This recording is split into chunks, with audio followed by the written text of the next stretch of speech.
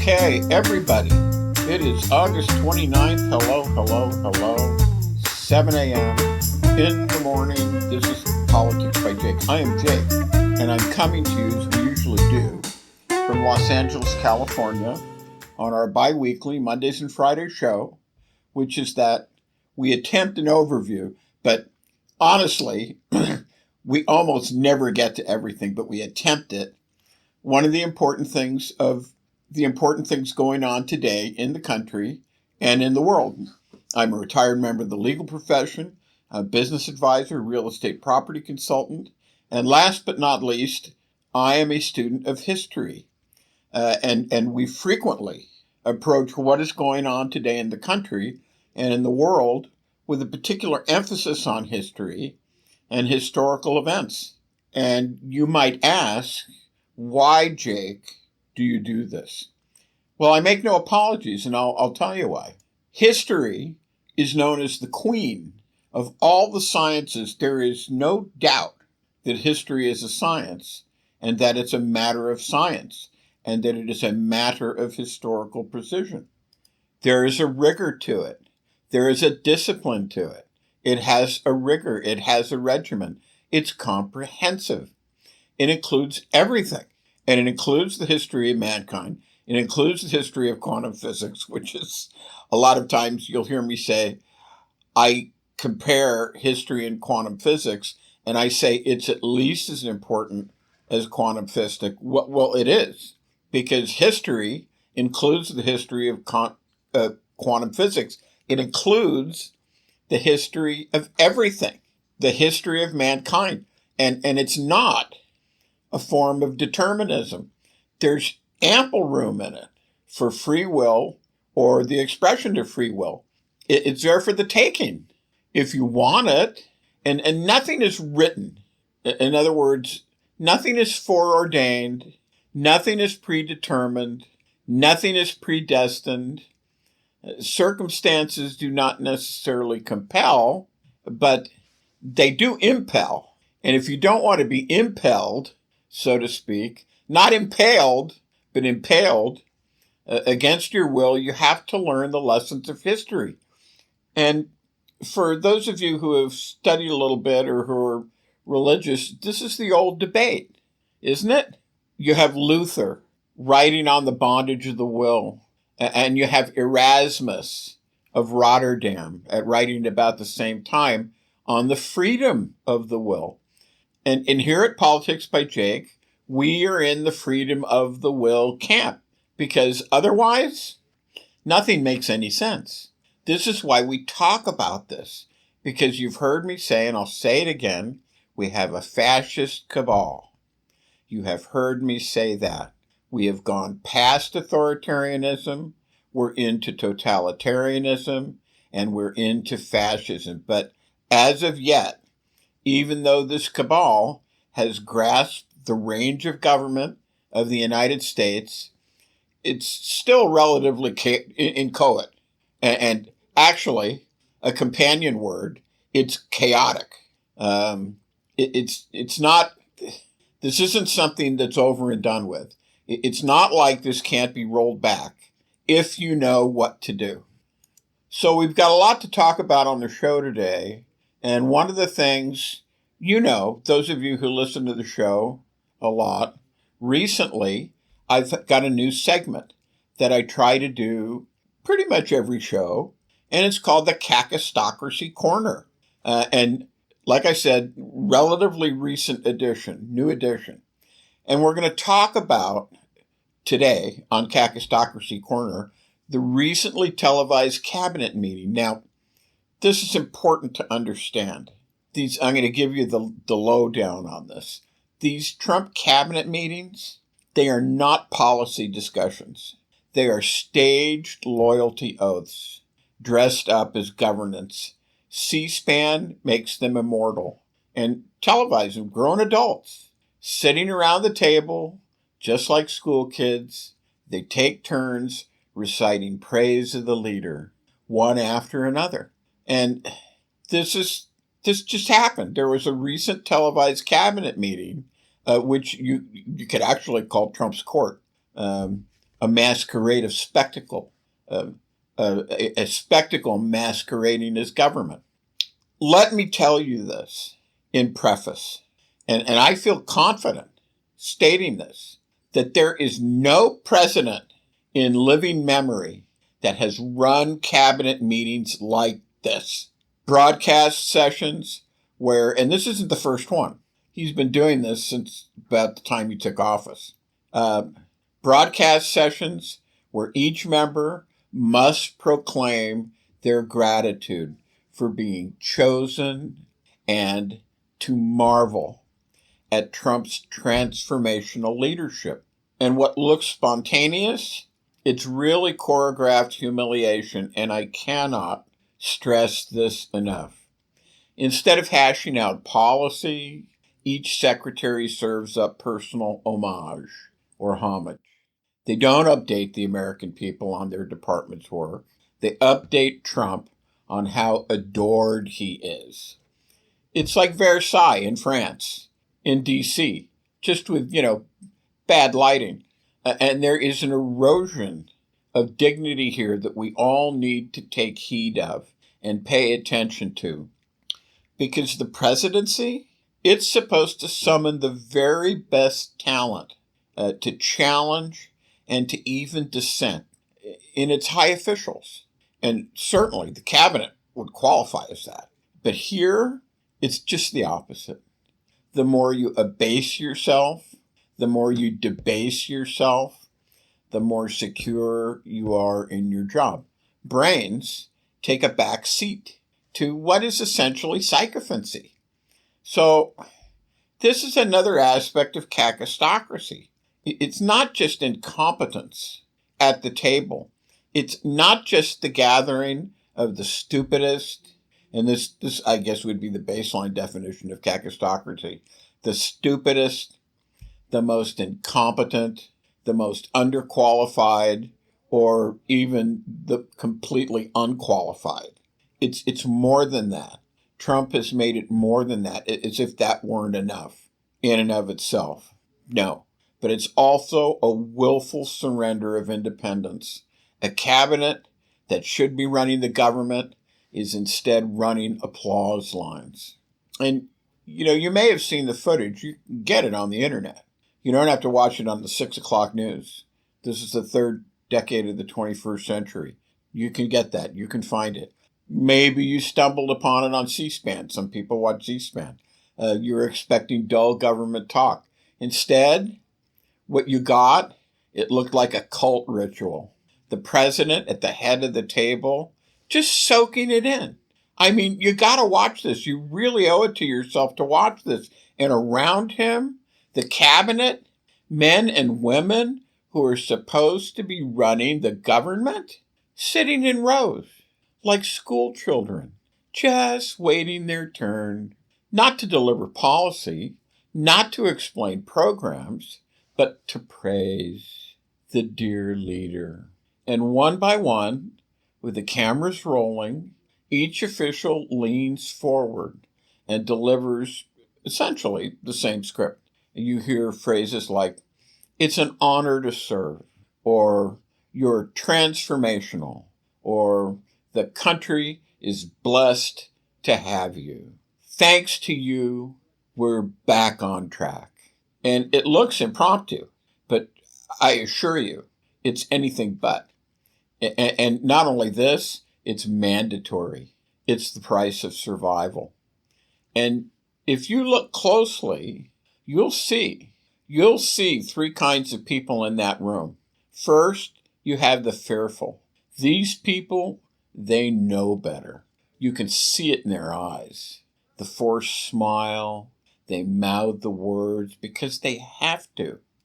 Because not praising, it's the same as being fired, and that's not leadership. That's self-loathing with a government paycheck. And then you have the fanatics. They don't fake it. They feel it. They gush with zeal. These are the true believers. These are the Stephen Millers of the world who don't just see Trump as transformational. They see him as messianic. Not just a politician, but a savior. And once politics crosses that line into worship, you don't get policy. You get crusades. And then comes the third group, the hybrids. And these people are half fear, they're half faith. They begin by bowing out of cowardice, scraping, genuflecting, if you will.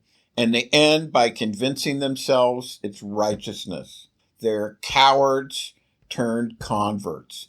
And that combination, that's the most dangerous of all, because when cowardice puts on the mask of conviction, it doesn't just humiliate the person saying it, it produces laws, cruel ones, catastrophic ones. And we're going to talk about that later in the show. So when you watch that on your device or on TV, what you see on that screen, that was not governance. That was a loyalty pageant. Like I said, Versailles with bad lighting, a medieval court with modern $5,000, $10,000 suits. The cabinet wasn't advising the president. They were auditioning for his approval. And here's the kicker. Wasn't even behind closed doors. This wasn't whispered in secret. It was televised. It was public. It was deliberately staged. He wanted you to see it. The humiliation wasn't a bug. It was the feature.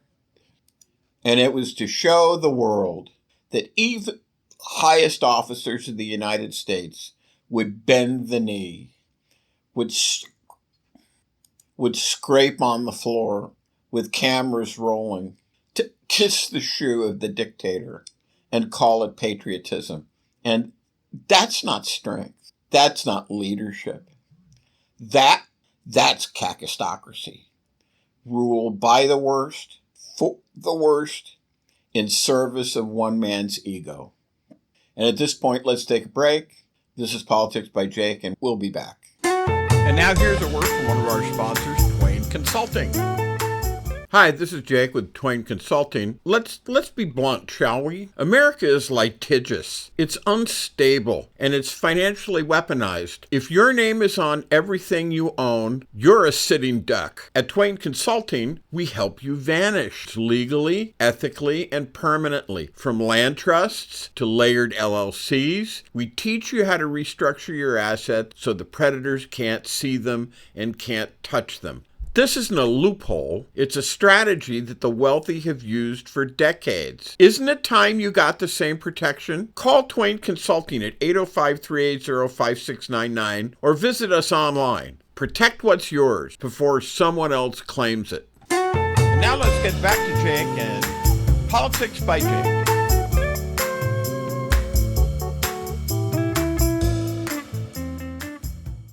Hi, this is Jake with Politics by Jake to tell you you're not crazy.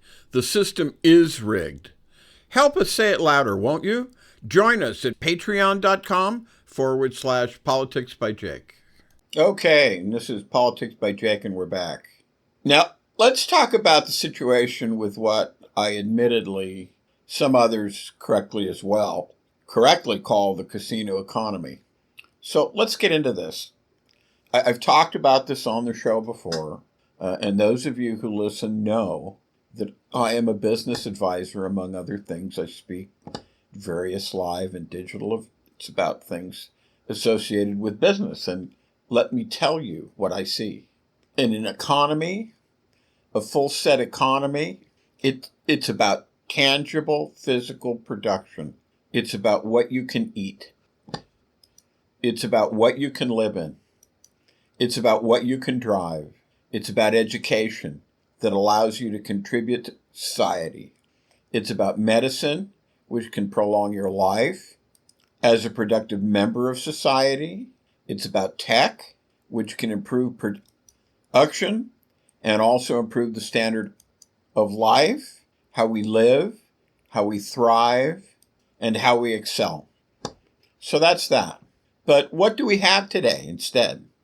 Well, we have this, what I call the casino economy. And if what I'm about to say scares you, that's good, because that's kind of my intention. So here we go. You asked how big the derivatives market is today, and it's eye-popping. You have today and have had, and it's getting worse. And why that is, I'll explain in a moment. This enormous global derivatives market.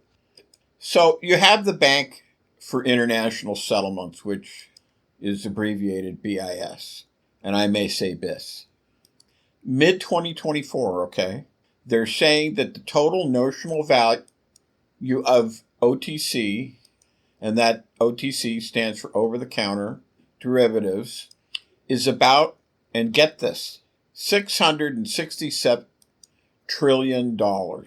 BIS also said that interest rate derivatives alone account for a massive 530 trillion, foreign exchange derivatives around 118 trillion. So that's the breakdown on that. Add those together, you basically have your 667 trillion.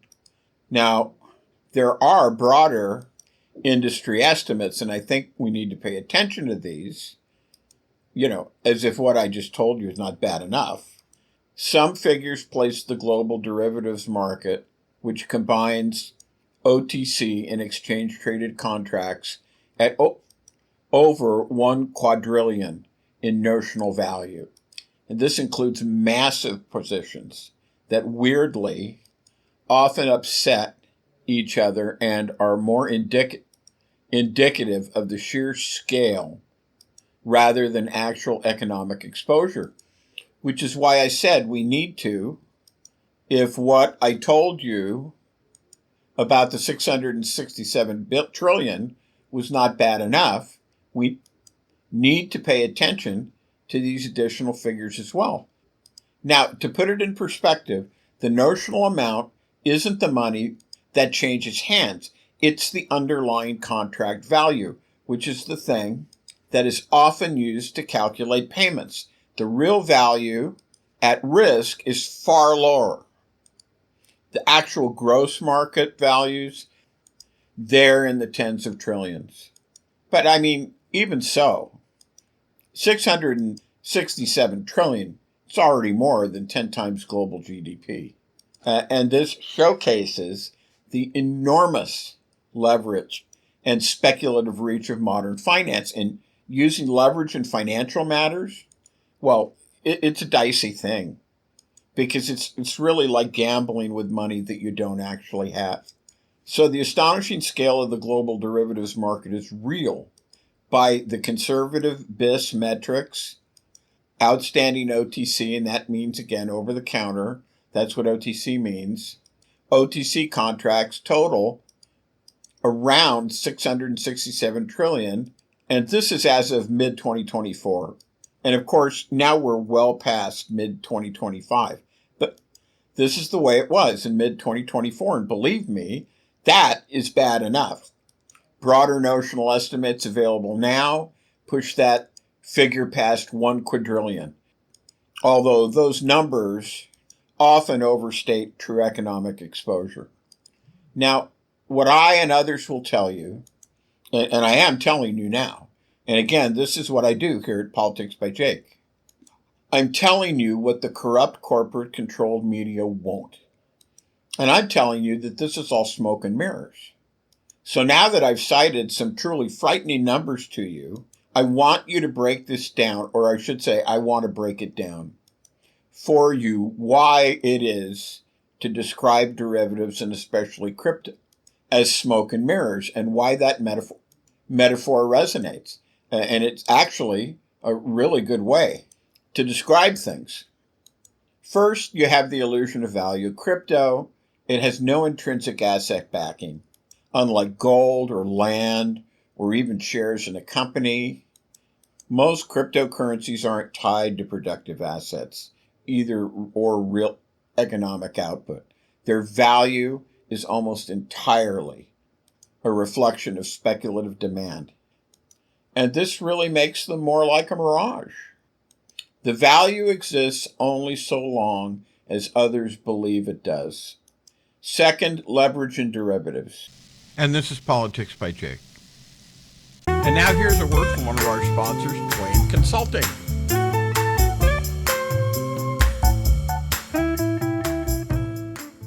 Hi, I'm Jake with Twain Consulting. And if you're a business owner, freelancer, or entrepreneur, protecting what you've worked so hard to build starts with solid agreement. Imagine having agreements that make misunderstandings disappear and costly disputes a thing of the past. Get It in Writing is the all-in-one legal form package designed just for people like you, savvy entrepreneurs who want clear, enforceable contracts, whether you're hiring trusted contractors, leasing space, or closing deals that move your business forward. Get It in Writing provides easy-to-use, professionally drafted forms that save you time, money, and stress. Right now, you can get full access for just $99. That's 80% off the regular $497 price. A limited time opportunity you don't want to miss. Picture the peace of mind you'll have, knowing that your business is fully protected so you can confidently focus on growth and success. Don't wait until the unexpected happens. Take control. Secure your business today with Get It in Writing. Call us now at 213-465-0639 or visit facebook.com/Twain Consulting to get started. Now let's get back to Jake and Politics by Jake.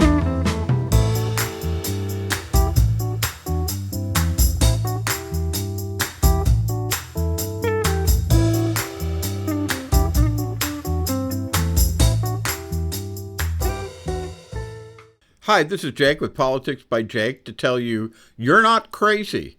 The system is rigged. Help us say it louder, won't you? Join us at patreon.com/Politics by Jake. Okay, and this is Politics by Jake, and we're back.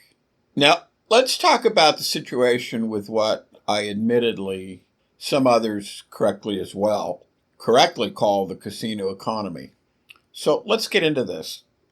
I've talked about this on the show before, and those of you who listen know that I am a business advisor, among other things. I speak various live and digital. It's about things associated with business. And let me tell you what I see. In an economy, a full set economy, it's about tangible physical production. It's about what you can eat. It's about what you can live in. It's about what you can drive. It's about education that allows you to contribute to society. It's about medicine, which can prolong your life as a productive member of society. It's about tech, which can improve production and also improve the standard of life, how we live, how we thrive, and how we excel. So that's that. But what do we have today instead? Well, we have this, what I call the casino economy. And if what I'm about to say scares you, that's good, because that's kind of my intention. So here we go. You asked how big the derivatives market is today, and it's eye-popping. You have today and have had, and it's getting worse. And why that is, I'll explain in a moment. This enormous global derivatives market. So you have the Bank for International Settlements, which is abbreviated BIS, and I may say BIS.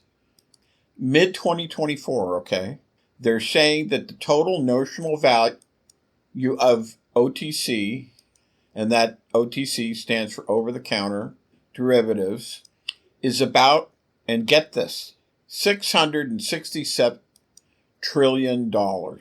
BIS also said that interest rate derivatives alone account for a massive $530 trillion, foreign exchange derivatives around $118 trillion. So that's the breakdown on that. Add those together, you basically have your $667 trillion. Now, there are broader industry estimates, and I think we need to pay attention to these, as if what I just told you is not bad enough. Some figures place the global derivatives market, which combines OTC and exchange-traded contracts, at over 1 quadrillion in notional value. And this includes massive positions that weirdly often upset each other and are more indicative of the sheer scale rather than actual economic exposure, which is why I said we need to, if what I told you about the 667 trillion was not bad enough. We need to pay attention to these additional figures as well.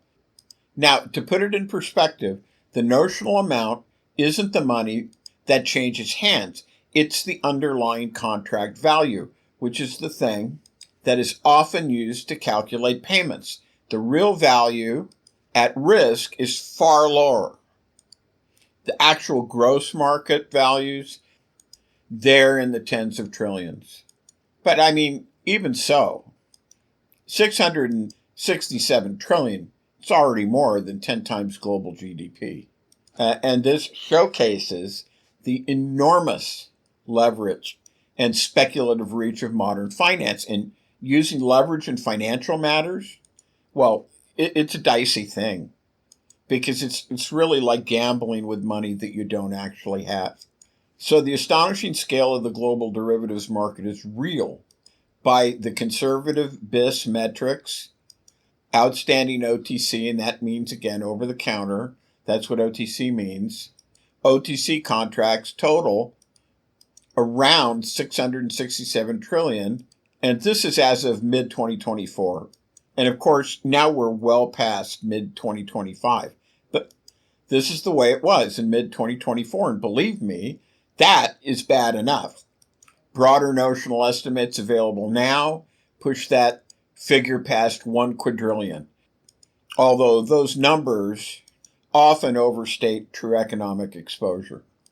Now, what I and others will tell you, and I am telling you now, and again, this is what I do here at Politics by Jake. I'm telling you what the corrupt corporate-controlled media won't. And I'm telling you that this is all smoke and mirrors.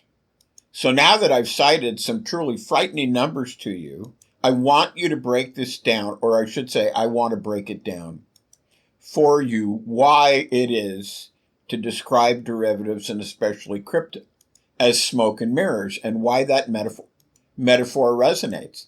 And it's actually a really good way to describe things.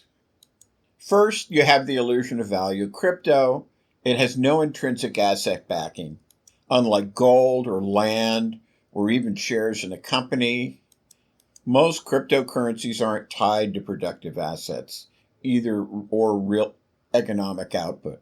Their value is almost entirely a reflection of speculative demand. And this really makes them more like a mirage. The value exists only so long as others believe it does. Second, leverage in derivatives. In crypto, the vast majority of the volume is in derivatives. This is futures, perpetual swaps, options, and it's not in actual coins being bought and held. And what this does is it creates layers upon layers of synthetic exposure where billions or trillions of dollars of trades can happen without a single real Bitcoin moving. So when you hear me say smoke, the smoke is the sheer appearance of activity, while the underlying activity, the underlying reality, it's really thin. It's not backed by anything. Do you understand? And then there's the opaqueness of the system. The technology, it's complex and opaque to average investors. Hashing, staking, consensus protocols.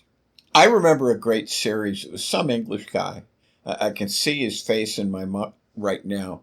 And in the last episode of the series, he presented the viewers with a machine. And I would like to be more express in describing it, but suffice it to say that when you viewed the machine, its insides, its intricacies, you could not help. You could not but be forced to agree that the intricacy, the complexity of the machine, it was beyond human understanding.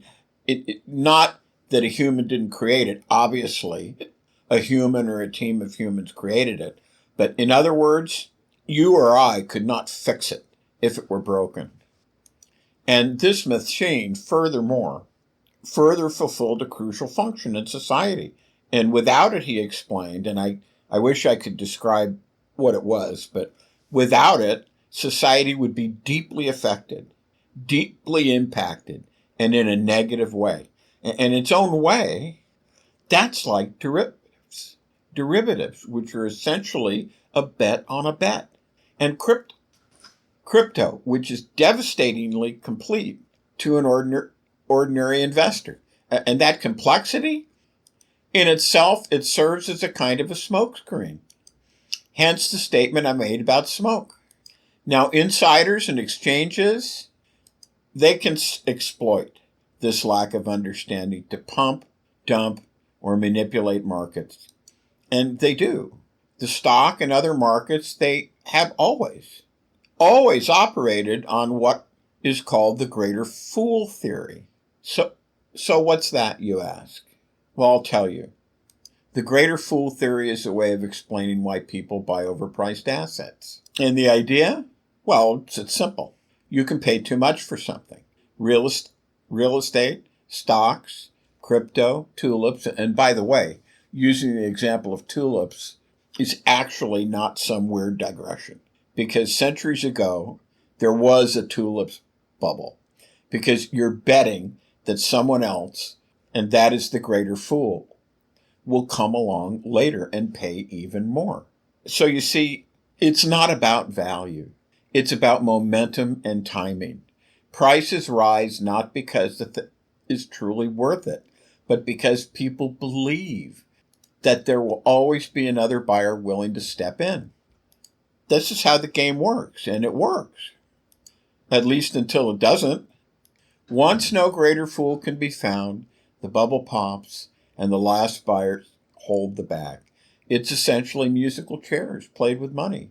And the music is greed, the chairs are scarce, and when it stops, someone's left standing. And there are examples of this.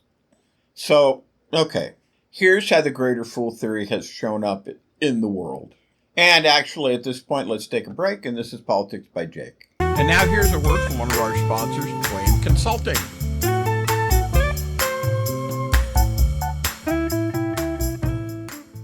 Hi, this is Jake with Twain Consulting. Imagine, if you will, having the power to disappear from the prying eyes of creditors, identity thieves, nosy strangers, all while protecting what you've worked so hard to build. That's what virtual invisibility offers. It's not magic. It's smart legal and business strategy to shield your assets and privacy so you can live free, confident, and in control. Most people think that asset protection is only for the ultra-wealthy, but it's for anyone who wants peace of mind and financial security, including you.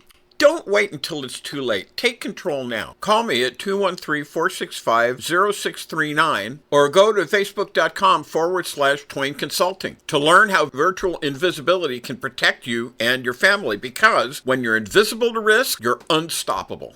And now let's get back to Jake and Politics by Jake.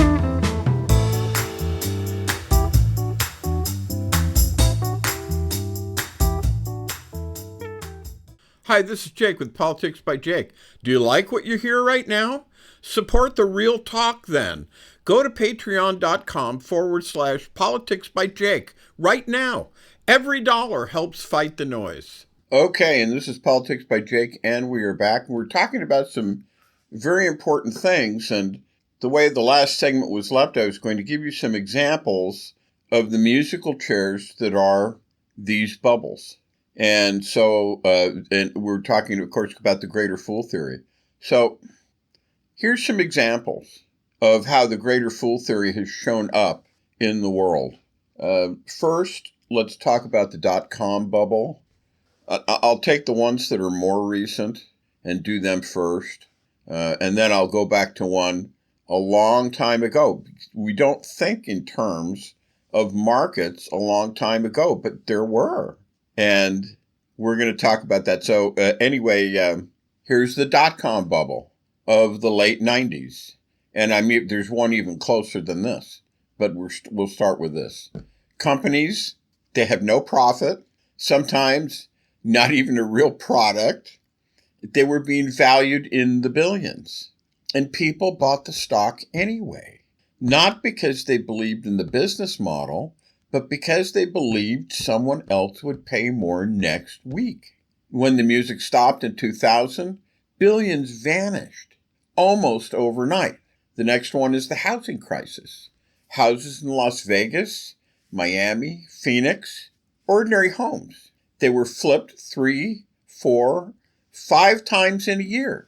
Buyers didn't care about rent yield or fundamentals. The plan was just to offload to the next buyer.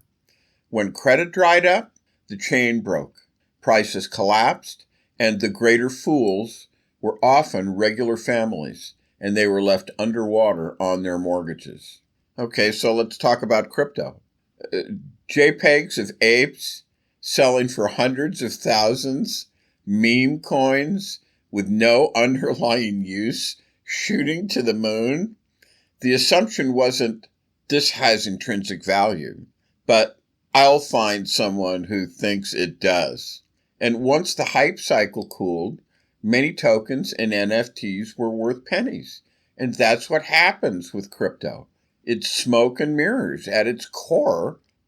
And here's a good rule of thumb. If you can't easily explain where the yield comes from, it's probably smoke. Crypto markets particularly thrive on new narratives, DeFi, NFTs, metaverse tokens, meme coins, Web3. Each cycle presents a new set of mirrors, reflecting, amplifying hype to draw in fresh money. Once that illusion collapses, the insiders move on to the next shiny project. The big shiny, like Gollum in Lord of the Rings. Shiny, it's the same thing. There's a parasitic relationship to real money. Ultimately, this system that we're talking about, it depends on fiat inflows. And that's dollars, euros, yuan. A fiat is, it's not a car. It's not a car from Italy. A fiat, it's a Latin word. It means let it be. And it's a declarative thing. If someone says this is money, like the dollar is money, the euro is money, the yuan is money, that's money. That's fiat money.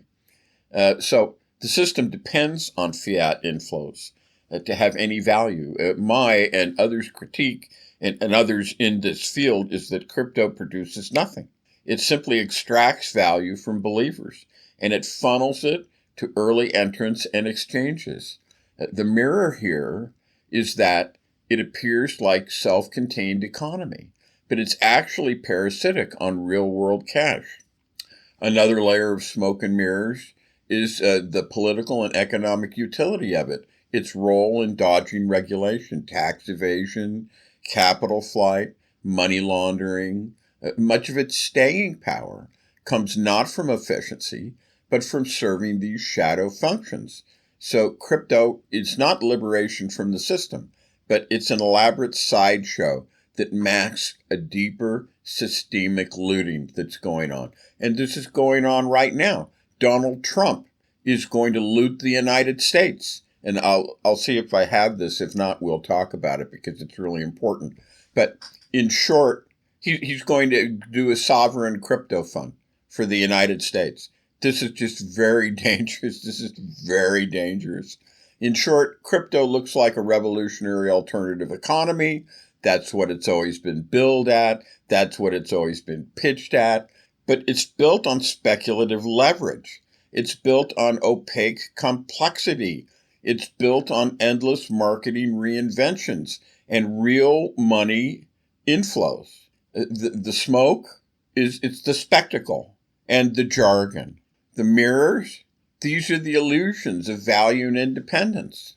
Okay, now to end our little mini segment here on bubbles, let's talk about what was arguably the first one in the more or less modern world, and that's called the tulip bubble. And I don't imagine that you've ever thought that there could have been something, you go, the tulip bubble? What is Jake talking about? But it's a thing. It happened. And it was a big thing. And they talk about it in economic textbooks. So it was the tulip bubble. Some called it, rightly, tulip mania. So if you've heard the phrase tulip bubble, or, who knows, maybe you haven't. But whether you have or you haven't, most people don't know the story. So this goes all the way back to 17th century Holland. So this is the 1600s, right? It was a booming market, a new wealth, and one flower, the tulip, captured the imagination. Rare colors, exotic stripes. Prices soared until single bulbs were selling for more than a craftsman made in 10 years. One bulb for the price of a townhouse in Amsterdam. And people really, and it was mania. This is madness, akin to what's going on today. People mortgaged their homes. They emptied their savings. They traded futures contracts on bulbs that haven't even been dug from the ground yet. And then inevitably, the bottom fell out, which is what happens with a bubble. That's what happens. Prices collapsed. Fortunes evaporated. Reputations were ruined. And what was left? The tulips. They were still there, but nothing more. And historians, they argue over how widespread the damage really was. But this is, for what we're talking about, almost besides the point, because tulip mania has become shorthand for the madness of markets, for what happens when speculation becomes a fever, when paper promises are stacked on top of paper promises until no one remembers there's nothing underneath. Crypto, meme stocks, derivatives that are so complex, they might as well be tulip bulbs in disguise. Different century, same fevered dream. And the lesson from the tulip bubble isn't just about flowers, it's about how quickly greed can turn the ordinary into the sacred, and how fast that sanctity can vanish into air. So at that point, having finished up on this, let's take a break, do some more commercials, maybe a little Patreon jingle or something like that, and we will be right back. This is Politics by Jake. All right, and this is Politics by Jake, and we are back. So, all right, we've been talking about the tulip mania and the bubbles and the phoniness, the intrinsic phoniness of the casino economy, the derivatives, the crypto. I've talked about the numbers and just the astounding amounts of money that are being invested. And these are, by the way, these are income-bearing instruments. They demand income production. They demand the greater fool. And that's why they're being pushed so hard. And what Donald Trump is doing, and others are doing it too, but what Donald Trump is doing is he's using his usual methods because he thinks you're all fools. And he wants to sucker you in. So he's got this fund. And I preface this by saying, as I often do, Donald Trump hates the United States. He thinks everybody in it are suckers. He thinks they are marks to be taken.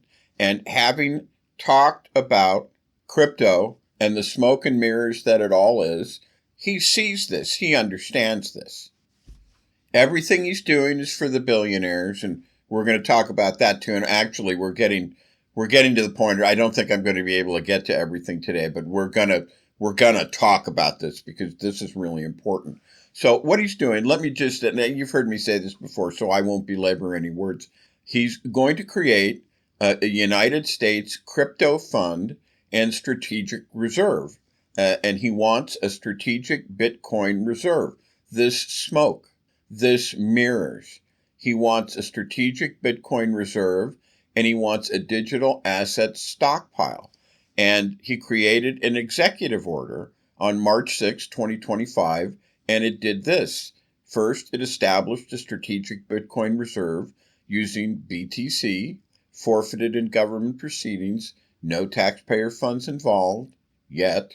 He created a digital asset stockpile for other cryptocurrencies, also funded via forfeitures. Agencies must account for their digital assets, coordinate transfers to the Treasury. There's going to be, number 2, a pro-crypto ecosystem and regulation push. And an executive order, January 23rd. It was one of the first executive orders that he signed. It repealed the restrictions on digital assets It prohibits, so he's fostering it. He's prohibited the development, it prohibited the development or promotion of a central bank digital currency, a CBDC, in other words, because he wants it for himself. He wants it to be him. It launched a working group to propose a federal digital asset framework within 180 days. Third, a crypto access in retirement accounts. In an executive order just recently, this month, August 7th, 2025, it opened a 12 trillion plus 401k market to alternative investments, including crypto, private equity, and real estate, and it instructed the Department of Labor to reassess rules governing retirement plan investments. And fourth, and here's the kicker, the Trump family crypto ventures and assets. The Trump Media Group CRO strategy, a digital asset treasury set up with crypto.com, valued at $6.4 billion, backed by CRO tokens, plans to integrate the crypto token into Truth Social as a payments reward system. So basically, kind of summing up, the initiative, Strategic Bitcoin Reserve and Crypto Stockpile, a description of it is a government-held crypto as national assets, bid futures akin to gold reserves, funded through forfeitures, a pro-crypto regulation and framework, which is executive orders to reverse restrictions, halt CBDC plans, develop crypto governance. You have a 401k crypto inclusion, pushing to allow crypto investment options in retirement plans, and you have Trump's own crypto ventures, a media-linked enterprise like CRO tokens to embed digital payments into platforms and generate revenues. And Trump's strategy moves fast. He's building a government-maintained crypto reserve system. No taxpayer money, but substantial government holdings. And he's pushing a friendly legislative and regulatory posture. At the same time, the Trump family's own ventures are doubling down on crypto as both investment and influence. Smoke and mirrors. All right, so now, and I think we're going to have to end the show with this, and I'm going to have to pick this up on Monday because this is just so important. I'm going to start now, and then we're going to kind of, on the show on Monday, we're going to kind of rehash because I'm not going to get through all of it. But let's begin to talk about where all this is heading with the government, and that is this: a corporatist fascist state. Like I said, we'll be talking about this more on future programs, but let's get started now. And one of the things that Mussolini said, he said this, and I'll give you the Italian first. Se il fascismo non il cooperativismo, allora il fascismo è nulla. And of course, this is the Italian, but what it means is this in English. If fascism is not corporatist, fascism is nothing. And this corporatist, this is slightly different, and I want to take pains to make that distinction here, and I'm going to in a minute. So in other words, to use a Latin phrase, it is a sine qua non, literally a case of without which, then it is nothing. Or if it is not this, it is nothing.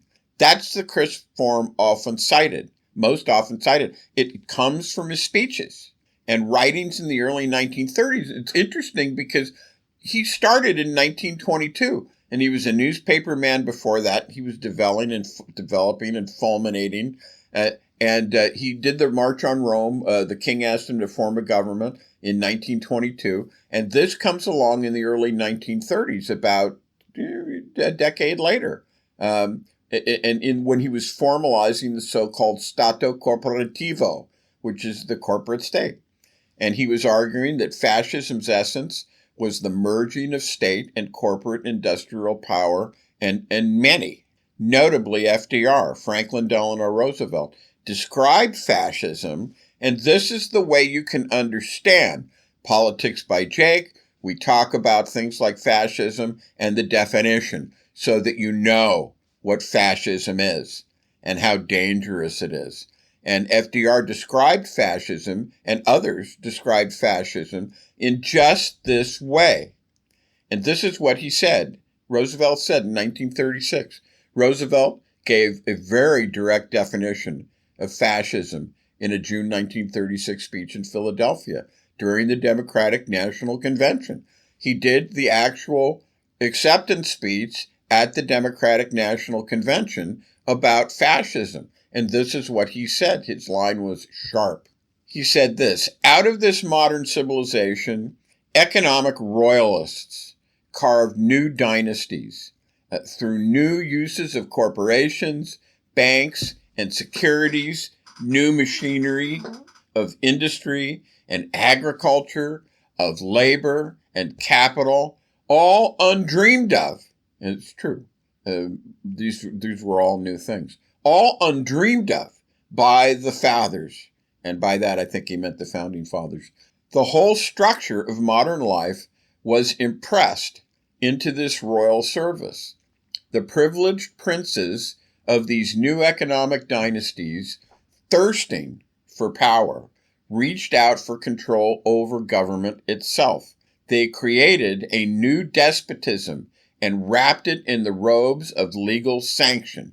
In its service, new mercenaries sought to regiment the people, their labor, and their property. And as a result, the average man once more confronts the problem that faced the Minuteman. The hours men and women work, the wages they receive, the conditions of their labor, these had passed beyond the control of the people. They were imposed by this new industrial dictatorship. The savings of the average family, the capital of the small businessman, the investments of the average investor, these were tools which the new economic royalists used to control the lives of all the people. And against economic tyranny such as this, the American citizen could appeal only to the organized power of government. The collapse of 1929 showed up despotism for what it was. The liberty of a democracy, and this is the kicker. He said the liberty of democracy is not safe if the people tolerate the growth of private power to a point where it becomes stronger than their democratic state itself. That, in its essence, is fascism. Ownership of government by an individual, by a group, or by any other controlling private power. And the important thing about this, and this is me again talking, at that time, he wasn't talking about Mussolini's black shirt or Hitler's rallies. What he was talking about was aimed squarely at people in our own country, the Wall Street barons, the monopolists of our own country. And I have gone into this on other shows. And perhaps we'll trot out those segments again in future shows. Those who, in his view, wanted to capture government for their own profits. And at this point, I think we're going to have to end. I don't want to get any further into this, but we'll pick this up on Monday. Until then, have a great weekend. And this is Politics by Jake reporting to you from Los Angeles, California. And we will see you on Monday. Bye now. And now here's a word from one of our sponsors, Twain Consulting. Hi, this is Jake with Twain Consulting. If you think owning things in your own name keeps you in control, think again. In today's world, lawsuits, taxes, and predators are everywhere. That's why the smart money hides in plain sight. We help you to build legal firewalls, LLCs, land trusts, private contracts that protect your assets while keeping you invisible. Call Twain Consulting today at 310-997-2204. Find us on Facebook at Twain Consulting. That's facebook.com/Twain Consulting. Protect what you've built before someone else takes it. And now let's get back to Jake and Politics by Jake. This is Jake, here to tell you the world is on fire, only you're not being told who actually lit the match. Politics by Jake, Mondays and Fridays at 7 a.m. on KCAA.